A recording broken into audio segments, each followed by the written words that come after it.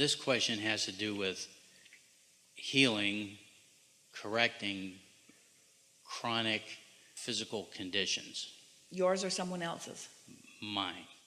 So chronic, what does the word chronic mean to you in terms of what we've been talking about here? Chronic means I've been thinking about it a for a long practiced time. thought. Chronic means a thought I continue to think. But it kind of snuck up on me. I didn't want it. It just kind of happened. People say it just came out of the blue, and we say, not really, it came out of the oblivious, meaning you weren't at that time so aware of the importance of satisfaction. So you let yourself think thoughts that aren't satisfying, watch television for a little while, and those advertisements will cause you to feel dissatisfaction about your physical apparatus. They will convince you that you are vulnerable when you're only as vulnerable as you believe that you are. And so the question is? Well, when there's physical evidence in this time-space reality by X-ray or MRI. But physical evidence doesn't mean diddly squat. Physical evidence is just this point in time and what the vibrational state is. That really is all that it is. But we acknowledge that it is more difficult once something is manifested to focus otherwise. But that's why you practice on easy things first. So what would be the best course to change it from what is? To get your mind off of it, because when you put your mind on it, you're going to repeat the same patterns of thought. So to not think about it at all? But that's tricky. When you say, I'm not going to think about that, you're thinking about that thing you're not going to think about. So you got to find something else to think about, something else that you allow to gather enough momentum that it is satisfying. The opposite of it, or just something The opposite of it isn't a good idea, because the opposite of it just reminds you of it.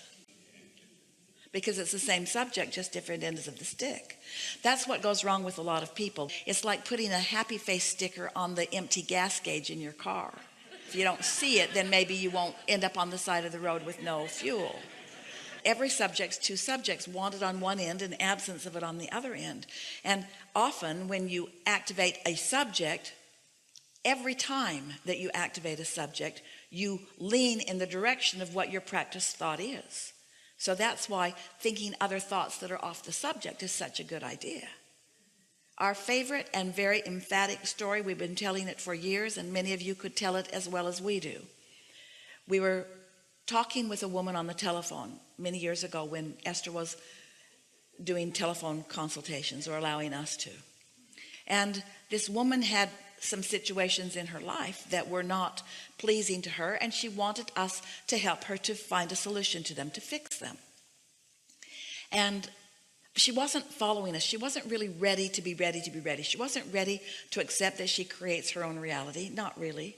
And she wasn't believing that she was the cause of anything that was happening. She believed it was outside forces. And so we knew that in this moment, even with all that we knew, it was not going to light up for her, not right now. So we thought that we would set her up for something that could come to her later if she could hear us.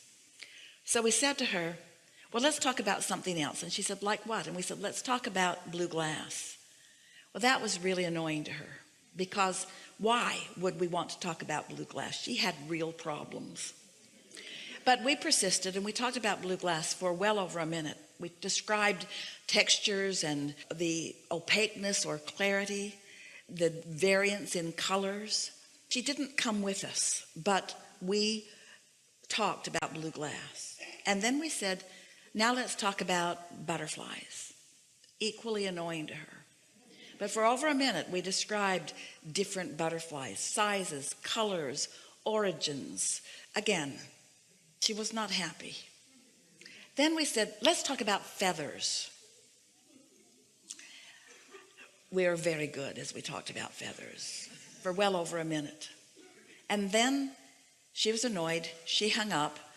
Esther was in the room alone. And Esther thought, that did not go well. And she said to Jerry, this woman will probably ask for her money back. And that's all right with me. And then Jerry and Esther, they were in San Diego at the time, or in La Jolla. And Jerry said, let's go to lunch. So they went over to their favorite place, George's, and parked the car some distance away. And as they got out of the car, Esther is headed down the sidewalk, and she feels this impulse, because Esther is really in the receiving mode, this impulse to go into this shop. Now, that's not unusual for Esther. And she dragged Jerry in. It was not unusual for him to be dragged in. And it was a very deep, narrow storefront, but deep. And they went back into a room and another room and another room. And there on the back wall was a display of blue glass, ceiling to floor, wall to wall. And Esther didn't make the correlation. And they didn't want any blue glass. And so they just wandered for a moment or two and then left the shop. And now they went and had lunch at George's. And then they went down to what is called the Cove, such a beautiful place in La Jolla. And as they were walking across this apron of grass, a flurry of butterflies surrounded them that was so intense they had to stop talking so that they didn't eat them. And still, Esther's not making an association, and Jerry didn't hear the conversation anyway. It was just amazing and quite delightful. And they just sort of stood still while the butterflies flapped all over them and left. And then once the air cleared, from across the way, a little boy is running toward them. And Jerry said, he looks like he knows us. He looks like he knows you. And he walked right up to Esther and handed her a feather.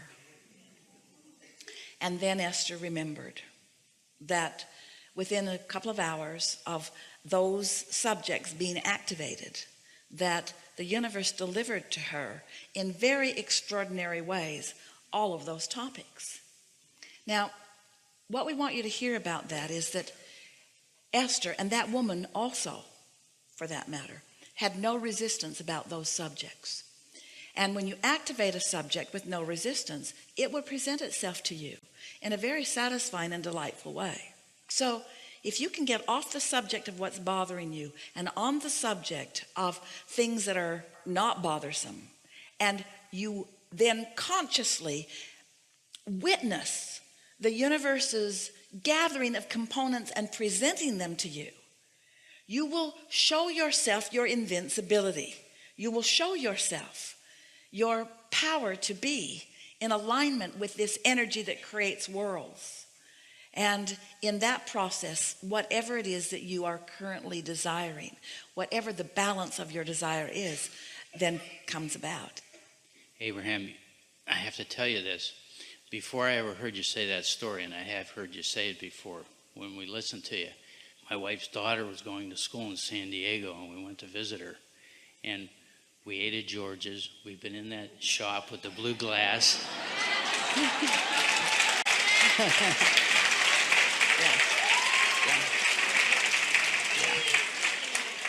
It's a wonderful thing coming into your own power. It's a wonderful thing knowing who you really are. It's a wonderful thing being satisfied with where you are. And that's the thing that we're asking you to use your ability to focus just a little bit. We're not asking you to look at something in your life that isn't satisfying and be satisfied with it. That's not what we're asking. We are just asking you to find some way, somehow, to feel satisfied, which means you might have to change the subject for a little while.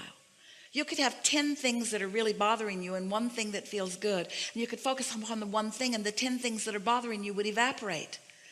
Or you could have 10 things that are going really well and one thing that isn't, and you could focus upon the one thing that isn't, and everything could turn to that.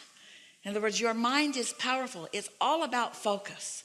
But understanding the power of the focus that is already within you, that's really what this gathering has brought to the forefront more than anything else. That you already have a focused energy within you that was there when you made the decision to come, and was there as you came, and is there every day that you've been in your physical body since. And that focused energy is more aware of what life has caused you to become, because that focused energy has become it as you've lived the life that has caused it to become. So all that's happening is that you are constantly becoming more, which you must keep up with if you are to be satisfied. And so sometimes people say, Abraham, you teach selfishness. And we say, yes, we do. Indeed, we do. We admit it. We teach selfishness because you only have your perspective, and your perspective is self.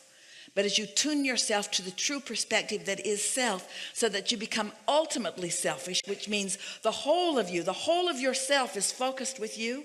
Oh, are people going to love you, you selfish bugger? When you come into alignment with who you really are, and you are radiating who you really are in every conversation, your agility, your flexibility, your timing, your love, the profound nature of who you really are will radiate into their experience, and they will be blessed by your compassionate gaze into their experience. And nothing less than that will do for you. Life causes you to become more. You got to let yourself become it. And how do you know you've become it? 2 ways. It feels real good in the state of becoming, and it manifests precisely as you dreamed it to be. We've enjoyed this interaction more than any words can describe. And we are eager about what's coming next for you. We are eager about this receptive mode that you are now open to.